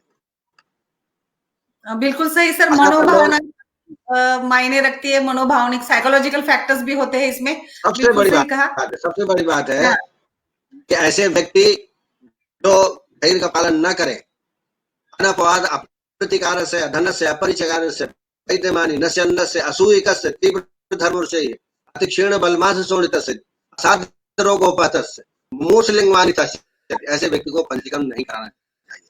तो पहले ही पेशेंट का परीक्षण कर ले कि आप ये बात मानेगा कि नहीं मानेगा। तो पहले आप विश्वास में दीजिए, काउंसलिंग करिए, उसकी इतना विश्वास पैदा करिए कि जो आप बोले वो करे, तो पेशेंट में निश्चित कुछ लाभ। और अगर आपने परीक्षण नहीं किया तो पेशेंट बहुत परेशान करता है। अच्छा चरक ने एक जगह और बताया, चंडा साइसको भीरु कृतज्ञो व्यग्रे उचा तद्राज विजाम दुष्टा दुष्टा शोक पीड़िताः यादृच्छुको मुमूर्षस्य विहीनः करणेश्च वैरी वैद्य विदग्धस्य श्रद्धाहीन सुसंगिताः विजाम अभिधेयस्य नोपक्रमभिषक्ता एतानुवचन तो बहुनो दोषान वाप्यात्। अगर इनका विचार नहीं किया, अनेक प्रकार के दोष उत्पन्न हो सकते हैं। पंचकर्म के वैद्य को ये ध्यान में रखना चाहिए। बिल्कुल सर, विश्वास पैदा करना ये सबसे बड़ी बात है पेशेंट में, सबसे बड़ी बात है। इसलिए मैं सजेस्ट दूंगा, जो पंचकर्म की प्रैक्टिस कर रहे हैं, मैं सलाह दूंगा कि शुरुआत में ही पंचकर्म एडवाइस मत करें। आप 2-4 दिन, 8 दिन, 15 दिन आप ट्रीटमेंट दें और उसको धीरे धीरे बताते जाए। अगर आपके पास स्लाइड्स है, शो स्लाइड्स है, तो दिखाएं कैसे पंचकर्म होता है, बताते जाए। आसपास कोई रोगी है, उससे डिस्क्राइब करने के लिए बोले। तो इस प्रकार विश्वास जागृत करना बहुत आवश्यक है। आप तत्काल बोलेंगे कि चलो गमन कराना है, तो पेशेंट तैयार नहीं होगा। आशा तंदेल जी, आपको बहुत बहुत धन्यवाद। आवाज आ रही है मेरी? व्हाट्सएप से बोल रहे हैं क्या? नहीं, ये यहाँ पे फेसबुक से है। डॉक्टर वंदना जी पूछती है, कभी कभी संसर्जन क्रम के दौरान छाले पड़ते हैं, ओरल अल्सर्स होते हैं, तो उसमें क्या करना चाहिए? और उसी दौरान अगर कॉन्स्टिपेशन हो पेशेंट में संसर्जन क्रम के दौरान, तो क्या ट्रीटमेंट देनी चाहिए, क्या मेडिसिन यूज करने चाहिए? बिल्कुल ये प्रश्न अभी आ चुका है। अगर छाले हो जाते हैं, निश्चित रूप से विरेचन कराना चाहिए। जितना उत्तम विरेचन कराना चाहिए वो नहीं हुआ है, निहरण नहीं हुआ है, इसकी वजह से कई बार छाले हो जाते हैं। और ये बात देखने में आई है, संसर्जन क्रम के दौरान कॉन्स्टिपेशन हो जाता है, उसकी चिंता न करें। जरूरत हो तो हरण चूर्ण, रात को 2.5 ग्राम रोज देते जाए, तो जो मल है वो साफ होता जाएगा। और क्योंकि संसर्जन क्रम के दौरान भोजन कम लेते हैं हम लोग, तो मल वैसे ही नहीं बनता है। फिर भी अनुलोमन के लिए आरगवध या छोटी हरण का चूर्ण आधा चम्मच रात को देते, ये प्रॉब्लम नहीं। बिल्कुल सही सर। पेट साफ होना ये बहुत जरूरी बात है सारे पंचकर्म के दौरान। मल प्रवृत्ति जिसके ऊपर इंद्रिय और मन की प्रसन्नता निर्भर करती है। अगला क्वेश्चन है, डॉक्टर मनदीप शुक्ला सर पूछते हैं, मेटाबॉलिज्म ऑफ फैट का मेटाबॉलिज्म कैसे होता है चाय पचे? हाँ, आपने आयुर्वेदिक दृष्टिकोण से देखे, सबसे पहले पाचन दीपन होता है, तो अग्नि काम करती है, 13 प्रकार की अग्नि है, और उसके अनुसार से उद्भिदों का पाचन होता है। पाचन के बाद फिर एसिमिलेशन होता है, फिर जो है सूक्ष्म तत्व बनता है और उसका एब्जॉर्प्शन होता है ग्रहणी के माध्यम से। ज्यादातर तो ग्रहणी में ही एब्जॉर्प्शन ज्यादा होता है मेटाबॉलिज्म होने के बाद। तो इस तरीके से दीपन, पाचन और तमाम, अगर एलोपैथिक दृष्टि से देखें तो एंजाइम्स बहुत सारे होते हैं। जैसे हम भोजन करते हैं, एंजाइम्स उत्पादित होते हैं, पैंक्रियाटिक जूस आता है सेकंड पार्ट ऑफ द डुगडम में, वहाँ पाचन क्रिया होती है, फिर एसिमिलेशन होता है, फिर इसके बाद मेटाबॉलिज्म और एब्जॉर्प्शन होता है। फैट भी इसी प्रकार का है, फैट में भी वही प्रक्रिया अपनाते हैं, और इसका विस्तृत उल्लेख आचार्यों ने नहीं किया है कि फैट किस प्रकार पाचन होता है। ये आपको एलोपैथी चिकित्सा में आपको प्राप्त हो सकता है। एग्जैक्टली सर, मॉडर्न साइंस में डाइजेस्टिव सिस्टम में फैट से जो ग्लिसरॉल और फैटी एसिड्स बनते हैं, उसका यहाँ पे हम रेफरेंस दे सकते हैं। अंततः तो फैटी एसिड बनना है, जैसे आप प्रोटीन ले रहे हैं तो ग्लिसरॉल बनना है, तो अमीनो एसिड्स बनना है, तो ये बीच की प्रक्रिया है। इसमें हमको अगर इसको ज्यादा आवश्यकता है तो नेक्स्ट टाइम जरा इसको देख करके मैं बता सकता हूँ। डेफिनेटली। डॉक्टर बलविंदर सिंह पूछते हैं, पंचतिक्त घृत से अगर गुदाद्वार में जलन होती है तो उस वक्त क्या करना चाहिए? देखिए, पहली बात तो पंचतिक्त घृत से जलन नहीं होगी, क्योंकि पित्त शामक है, बिल्कुल नहीं होगी। लेकिन अगर जलन हो रही है, इसके माने कॉन्स्टिपेशन है, पेशेंट को ताकत लगानी पड़ रही है ना, तो उस अवस्था में आप जो है चंद्रप्रभावती है, ऐसी कुछ आप दे सकते हैं, शीतल औषधियां दे सकते हैं। और नहीं तो अमलतास का गूदा दे दीजिए, सबसे बढ़िया। अमलतास गूदा 20 ग्राम, 4 कप पानी, 1 कप बचे तक पकाइए और इसको रात्रि को सोते टाइम पे दीजिए, इससे गुर्दा बिल्कुल खत्म।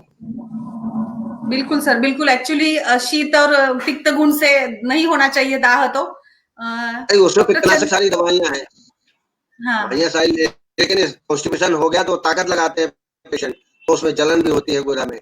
ऐसे अवस्था में अमलतास का गूदा सबसे बेस्ट है, अमलतास गूदा बेस्ट है। डॉक्टर चंद्रकला जी पूछती है, स्नेहपान के समय पे पेशेंट को कॉफी या टी नहीं देना चाहिए? बिल्कुल दे सकते हैं क्या? दे सकते हैं? नहीं देना चाहिए, गर्म पानी देना चाहिए। और कभी भी चाय आदि बिल्कुल न दे। इस बहाने क्या होता है, कई लोग चाय छूट जाती है, कॉफी छूट जाती है। हम संसर्जन क्रम के दौरान ये नहीं देते। हमने ऐसे कईयों पेशेंट को ठीक किया है कि उन्होंने छोड़ ही दिया, तो हमने 7 दिन नहीं लिया, कुछ नहीं हुआ तो छोड़ दे। तो पेशेंट को साइकिक होते हैं, चाय लेंगे तभी मल प्रवृत्ति होगी, या हम बीड़ी पिएंगे तभी मल प्रवृत्ति होगी, ऐसा उनको एक साइकोलॉजी हो जाती है। अगर आप प्रयास करें तो आप ऐसी आदतों को छोड़ सकते हैं। यस, ये अच्छा होता है कि हमारी आदतें हम छुड़वा सकते हैं। एक चीज और बताऊं, बीच में कई बार भूख लग जाती है, जैसे संसर्जन कम कर रहे हैं, आज पेया दिया, कल प्लेटरी है, यूस है, मांस रस आप दे रहे हैं, बीच में भूख लग जाती है। तो कई बार लोग फल दे देते हैं या कोई ऐसी चीज दे देते हैं, बिस्कुट देते हैं, वो बिल्कुल नहीं देना चाहिए। अगर आप यूज का सेवन कर रहे हैं तो उसको रिपीट कर दीजिए, 2 जगह 2 अन्न खा लीजिए, 3 अन्न खा लीजिए, 4 अन्न खा लीजिए, लेकिन वही चीज लिए। अगर पेया का सेवन कर रहे हैं तो पेया ही लीजिए, अन्य चीज नहीं लेना है, ये ध्यान में रखना है। नहीं तो 100% हो, हैबिचुअल होती है कुछ चीजें, तो इस वजह से ये प्रॉब्लम होती है। धीरे-धीरे छूट जाता है। आप पेशेंट को पहले सबसे बड़ी चीज काउंसलिंग है। आपने किस प्रकार पेशेंट को समझाया है, that is very very important. मन का निश्चय अगर दृढ़ हो तो सब हो सकता है। डॉक्टर मनीष खरे पूछती है, सर्वाइकल स्पॉन्डिलाइटिस या लंबर स्पॉन्डिलाइटिस में, ऑस्टियोआर्थराइटिस में हम स्नेहपान दे सकते हैं क्या? बिल्कुल दे सकते हैं। अगर आप क्योंकि अगर सर्वाइकल स्पॉन्डिलाइटिस है या लंबर है, इनमें मृदु विरेचन, क्योंकि बात व्याधियों में मृदु विरेचन करने का है, तीक्ष्ण विरेचन नहीं देना है। तो पित्त द्रव्य धातु सहित लंघनम महत्, द्रव धातु है, इसलिए लंघन को सह सकता है लेकिन वायु नहीं सह सकता, इसलिए मृदु शोधन कराते हैं। और मृदु शोधन कराना है तो पहले अभ्यंतर स्नेहपान आपको देना ही पड़ेगा। लेकिन यहाँ पर तैल का करें, मूर्छित तैल का अभ्यंतर स्नेहपान, नारायण तैल का अभ्यंतर स्नेहपान इसमें करना चाहिए। मात्रा सर, इसकी मात्रा क्या हो सकती है? ये स्नेहपान मात्रा तो जो स्नेह अभ्यंतर स्नेहपान की देते हैं, पहले दिन आप 30 ml या 25 ml क्रमशः बढ़ाते जाइए। सम्यक स्नेह लक्षण होने के बाद, मैंने अभी आज लेक्चर दिया है, सम्यक स्नेह के लक्षण जब तक ना मिले तब तक आप अभ्यंतर स्नेहपान करा रहे हैं। और उसके लिए मल का शिथिल होना और मल में स्नेह आ जाना, बस 2 लक्षण यदि आपको मिल जाए तो समझ लीजिए सम्यक स्नेह के लक्षण मिल गए। होता यह है कि पेशेंट घर में ले रहा है, आजकल मैं बॉम्बे में रहता हूँ, मुझे भी ये समस्या आती है, भाई घर में ले रहा है, पेशेंट से आप संपर्क नहीं कर पाते। मेरा ऐसा आग्रह है, जिसको भी आप अभ्यंतर स्नेहपान करा रहे हैं उसको टेलीफोन के माध्यम से आप संपर्क में रहिए। आज प्रातःकाल मतलब प्रवृत्ति कैसी हुई है, उसके आधार पर फिर आप आगे स्नेहपान, ये बहुत जरूरी है। Yes sir, exactly. उसको हम चार्ट भी दे सकते हैं, जो घर में बैठ के वो चार्ट टिक मार कर सकते हैं। बना के देते ही है, लेकिन चार्ट के अलावा भी गड़बड़ हो सकता है। जैसे आज 30 है, हम कहेंगे आज 30 लोग, कल 60 लोग, 90 लोग, लेकिन अगर 90 लिया और उसके पतले मोशन चालू हो गए तो आगे नहीं बढ़ाना है। तो लक्षणों को देख करके जो अभ्यंतर स्नेहपान है वो हम करते हैं। मधुमेह कामला जो मतलब संतर्पणोत्व व्याधि है, इनमें हम किस प्रकार से स्नेहपान दे सकते हैं? बिल्कुल दे सकते हैं। देखिए, मधुमेह का ले लीजिए पहले। मधुमेह भी 2 प्रकार के होते हैं। स्थूला प्रमेही बलवान है कहा कृतस्तैका परिदुर्लस्य तम ब्रह्मणं तत्प्रशस्यकारं संशोधन दोष बलाधिकस्य। यदि बलवान रोगी है, दोष उसका बल अच्छा है, रोगी बल अच्छा है, व्याधि बल अच्छा है, वहां पर पंचकर्म करा सकते हैं। पंचकर्म कराना मतलब वमन विरेचन दोनों करा सकते हैं यदि पेशेंट बलवान है तो। और कामला में तो विरेचन है ही, वमन नहीं कराना है कामला में। कामला में तो मैंने पहले बताया, पांडवा मई स्निग्ध तीक्ष्ण ऊर्ध्वलोमुखैः संशुद्धो मृद्वस्तक्ते, कामली तो विरेचन है। बाकी औषधियों से अभ्यंतर स्नेहपान, और जो औषधियां हैं उनमें भी अमलतास है और तीव्रत है। अमलतास, तीव्रत और छोटी हरण, इनको 30-30 ग्राम लेके काढ़ा बना ले और इसमें 40 ml कैस्टर ऑयल मिला दे, ये विरेचन का इसके लिए ठीक रहेगा कामला के लिए। कामला में विरेचन और मधुमेह में वमन विरेचन और बस्ती सबसे बढ़िया है।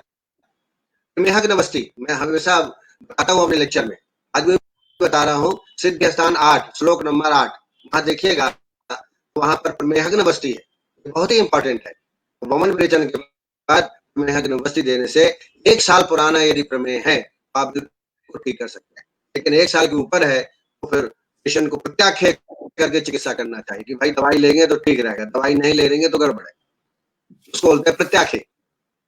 यस सर, आपका काफी सालों का अनुभव है तो निश्चित ये आप इसमें एक्सपर्ट है। डॉक्टर शैलेंद्र ठाकुर पूछते हैं, योग्य अयोग्य, स्नेहनार्ह अस्नेहनार्ह, योग्य अयोग्य? ये मैंने अभी बताया है। स्नेह के योग्य जिनका शोषण कराना हो, जिनका स्वेदन कराना हो, जो चिंता करने वाले हो, बलवान व्यक्ति हो, जो व्यायाम करते हो, स्वेद्याः स्वधीतव्याश्च रूक्षाः वादविकारणाः व्यायाम मध्य स्त्री स्नेहासु च चिंतकाः, ये योग्य व्यक्ति हैं। और अयोग जिनमें शोधन नहीं कराना हो, मेदस्वी व्यक्ति हो, आपका स्राव हो रहा हो, ऐसे लोगों को न कराएं विरेचन, सॉरी अभ्यंतर स्नेहपान। इस तरीके से संशोधनादते एसाम रूक्षम संप्रक्षेत नतेसाम स्नेहम सत्सम उसन कफमेत सा अभ्युष्ण्यानन गुदा नित्य मंदाग्र से कृष्णा मूर्छा परितास गबन्नस काल सोसना न जो छर्दयंतो जाठराम गरादिता दुर्बलास प्रदानता से स्नेह गलाना मदा कुराह नाय स्नेहो वर्तमाने सुन्नस्तो वस्त कर्मसु स्नेह पानद प्रजायते तेसाम रोगा सुधारुणा। हाँ, अगर इन व्याधियों में आपने स्नेह कराया, विभिन्न प्रकार की व्याधियां आपको हो सकती। बिल्कुल सही सर, बिल्कुल सही, एकदम सुंदर एक्सप्लेनेशन आपने दिया है विवेचन, बहुत बहुत आपका आभार। डॉक्टर मनदीप शुक्ला पूछते, कार्मुकत्व ऑफ अभ्यंतर स्नेहपान एंड बाह्य स्नेहपान, कार्मुकता।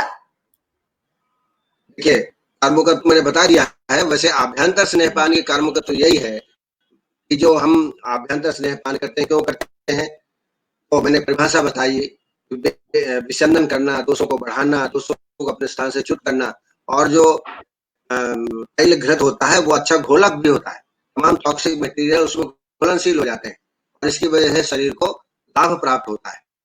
तो निश्चित रूप से ये इस तरीके से हम सोच सकते हैं। सर, स्वस्थ व्यक्ति को हर समय या सारी ऋतुओं में मिल्क से घृत डालकर सुबह दे सकते हैं क्या? दूध में घृत डालकर दे सकते हैं क्या? डॉक्टर रजनीश शर्मा पूछती है। दूध में 2 चम्मच घी आप हमेशा ले सकते हैं, उसको कोई दिक्कत नहीं।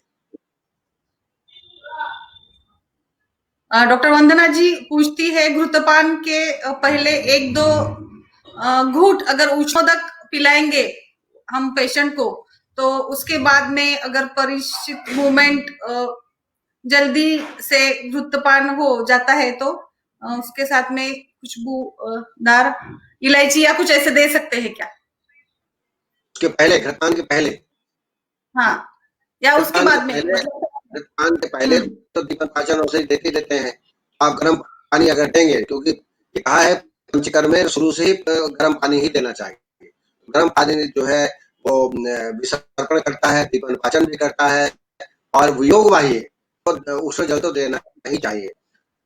पाचन के लिए आप इलायची है, लौंग है, ये सब दे सकते हैं, इसमें कोई दिक्कत नहीं।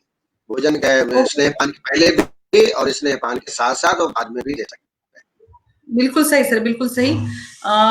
डॉक्टर वंदना जी काफी रुचि लेती है पंचकर्म के सारे सेशंस में। उन्हीं का कहना था शुरू में जब उनसे संपर्क हुआ हमारा, उन्होंने कहा डॉक्टर साहब पंचकर्म के बारे में ज्यादा मत बताइए कि कोई जानता नहीं है, कर नहीं पाएंगे। मैंने कहा था डॉक्टर साहब आप सुनते रहिए, हमेशा सुनते रहिए, बिल्कुल आप पंचकर्म कर सकते हैं, ऐसा बिल्कुल नहीं है, कोई बड़ी बात नहीं है पंचकर्म करना। कई लोग डरा देते हैं, पंचकर्म इंडोर ट्रीटमेंट है, आउटडोर में कर ही नहीं सकते। लेकिन मैं 10 साल हो गए मेरे को बॉम्बे में रहते हुए, मैं आउटडोर में बढ़िया पंचकर्म कराता हूँ, बमन भी कराता हूँ, विरेचन भी कराता हूँ, बस्ती भी देता हूँ। उनको संयोजन करना पड़ता है, बस थोड़ा से समझौता करना पड़ता है, समझौता करना। जैसे प्रावश्यक जैसा होता है वैसा हम नहीं बॉम्बे में कर सकते। आज के जमाने में उज्जैन में जब हम थे कभी भी हमने आउटडोर में भवन विरेचन नहीं कराया। पूरे 50 साल की नौकरी में बाहर हमने बिल्कुल नहीं कराया। पेशेंट को पहले भर्ती करते थे, फिर पंचकर्म देते थे। लेकिन यहाँ जब आए बॉम्बे में, यहाँ कोई भर्ती होने को तैयार नहीं है। हमने कहा अपना घर ही आप हॉस्पिटल बना लीजिए, ये आप आते हैं, ये आप करिए, हम अपना एक आदमी लगा देंगे, आपके पास रोज राउंड करने आएगा, उसकी फीस जो होगी वो दे देंगे। क्या फीस देने की कोई दिक्कत नहीं है।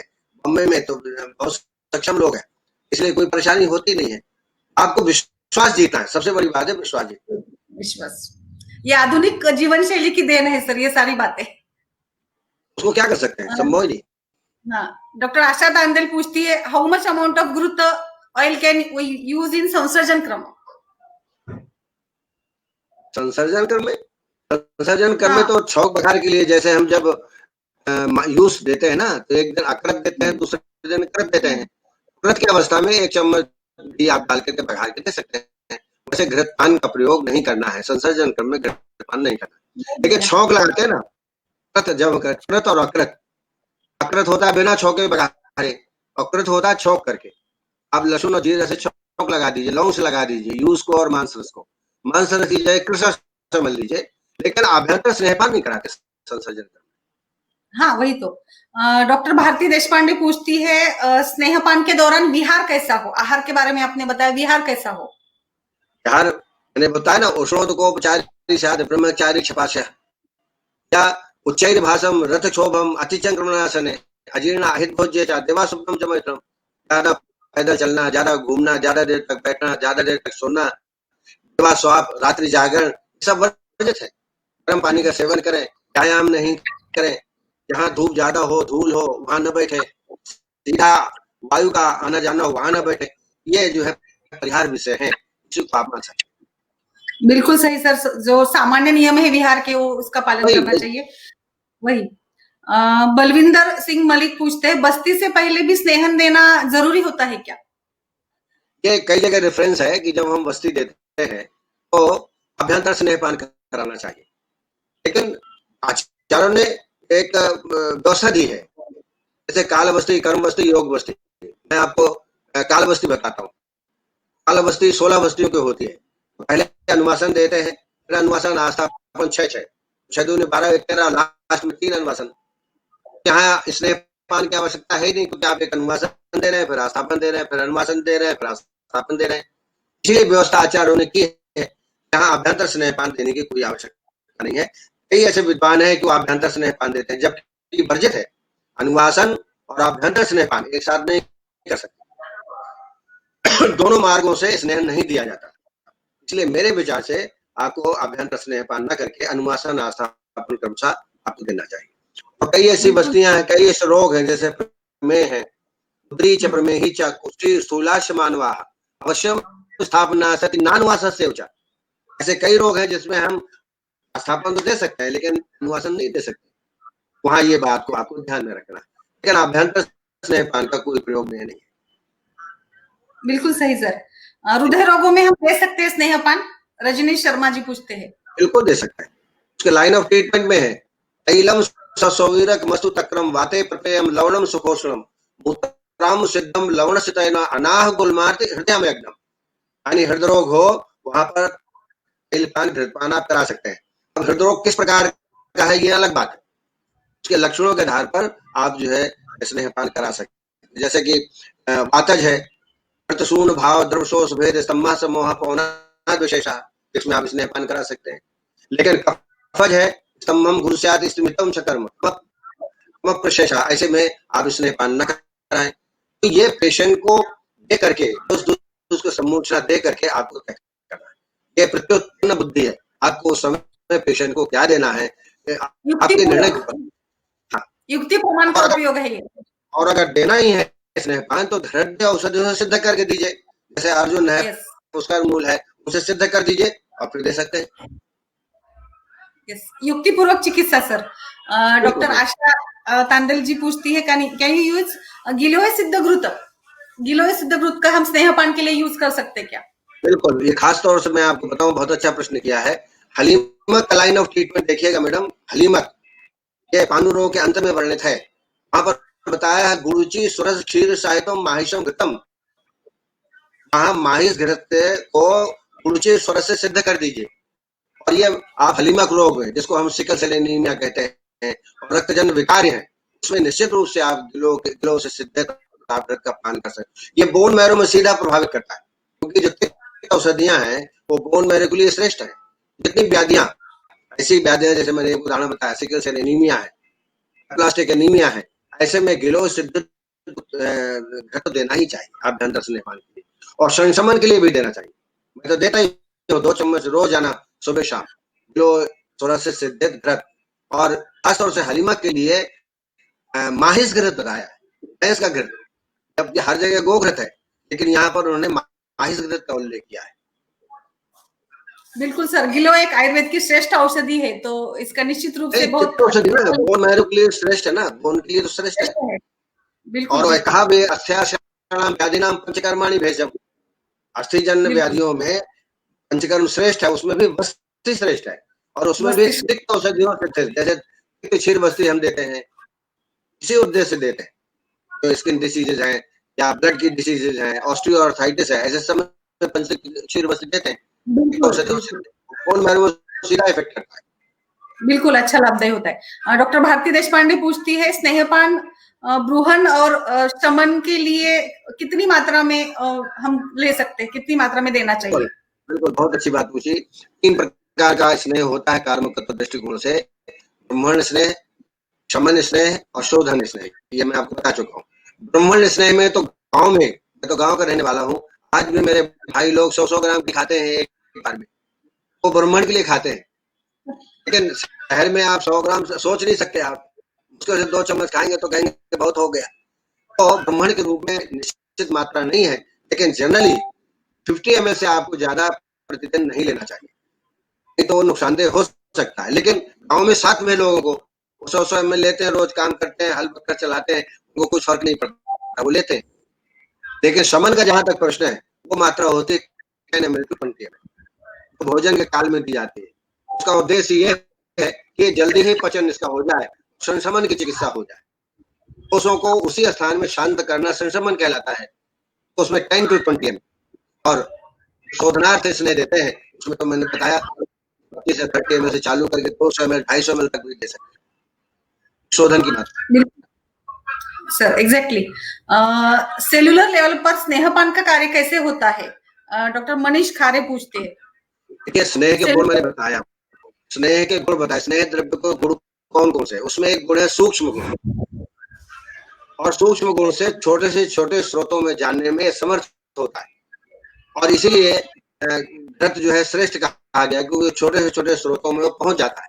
जैसे बमन के संदर्भ में कहा है, सूक्ष्म विवाही विकासिनी स्वावीरेण हृदय मोपित धमनी है अनुसृत शूलाणु स्रोतों केवलम शरीरगतम दो संघातम। कहने का तात्पर्य है कि छोटे से छोटे स्रोतों में उनका स्वभाव है, योगवाही है, इसलिए वो पहुंच जाते हैं अपने गुणों के कारण।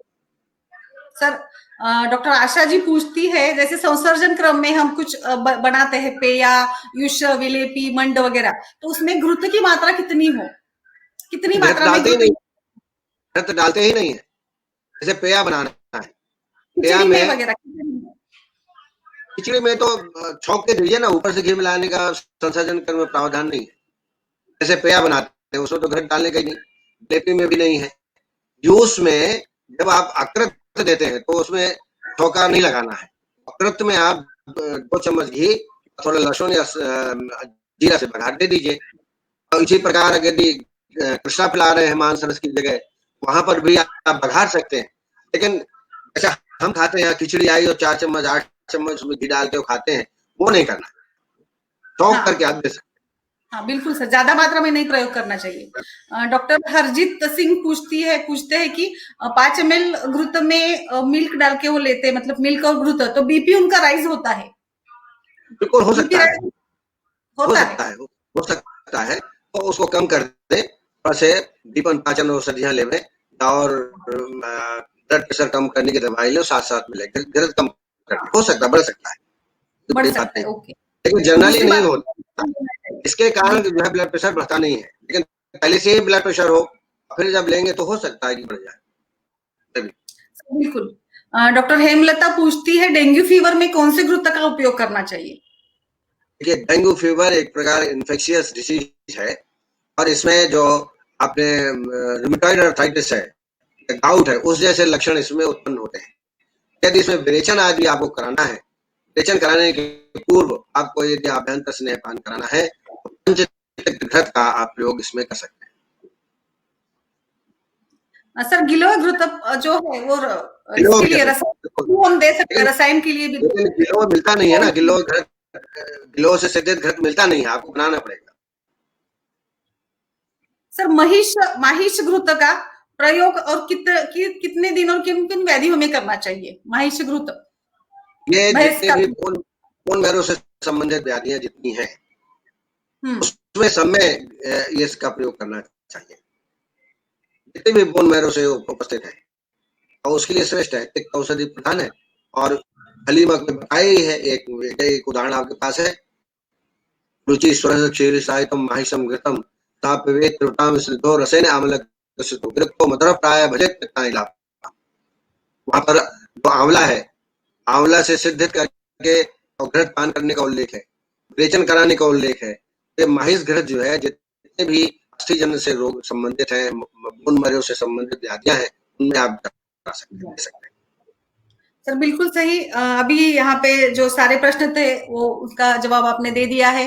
एक बहुत अच्छा सेशन रहा, स्नेहन के ऊपर आज का एक क्लिनिकल पंचकर्म का आपका सेशन था, बहुत बढ़िया रहा सर। सारे क्वेश्चन का आपके अनुभव के अनुसार आपने अच्छा उसका उत्तर दिया है। इस सेशन से काफी सारे वैद्य वर्ग को निश्चित रूप से लाभ होगा, और हमारा जो पंचकर्म आज मुझे प्रसन्नता ये है, आज प्रश्न अच्छा किया, सब लोगों ने प्रश्न किया है, और कल भी बहुत सारे लोग उपस्थित थे, लेकिन प्रश्न बहुत कम आए थे। कल में डॉक्टर महेंद्र चतुर्वेदी, बड़े चिकित्सक हैं, वरिष्ठ, वो सम्मिलित थे। नीलम जी यूएसए से हैं, वो सुन रही है इस कार्यक्रम को।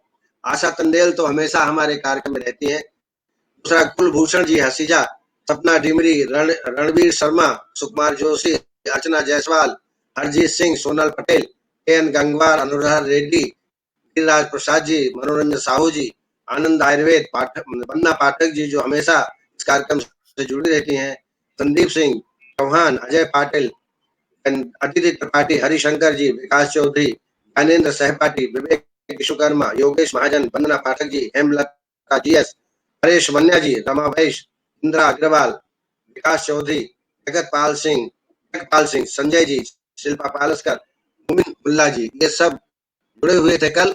हालांकि प्रश्न इनके नहीं आए थे, आज बड़ी प्रसन्नता हुई कि सबने प्रश्न किए हैं। आपको बहुत बहुत धन्यवाद सुनने के लिए। अच्छा फलदायी सफल रहा, अच्छा डिस्कशन हुआ स्नेहन के बारे में, और हमारे वैद्य वर्ग का कॉन्फिडेंस भी बढ़ा, तो पंचकर्म ज्यादा अच्छे से कर सकेंगे। यही उद्देश्य है ये सीरीज फिर से चालू करने का। So thank you very much all the viewers and doctor Nigam sir. आपको भी धन्यवाद कि बहुत अच्छा संचालन किया, और अच्छे प्रश्न आपने सम्मत रहे। बहुत बहुत धन्यवाद, और सब श्रोतागणों को भी बहुत बहुत धन्यवाद। नमस्कार। Thank you. कल स्वेदन पर होगा।